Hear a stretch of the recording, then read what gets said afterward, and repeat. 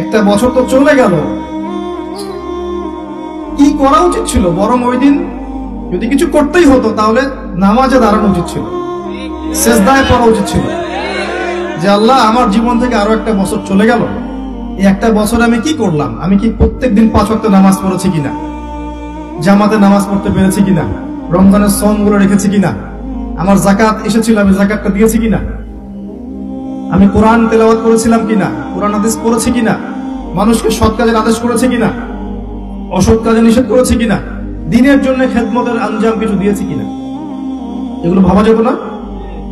কি যেন একটা খুশি, সবাই পটকা ফুটাচ্ছে, আর কোন একটা কারণে আমাকে 2 ঘন্টা রাতের বেলা বাইরে থাকতে হয়েছে। এবং এই 2 ঘন্টা আমি যা দেখেছি, আমি আমার জীবনে কোনোদিনও এরকম কিছু দেখিনি।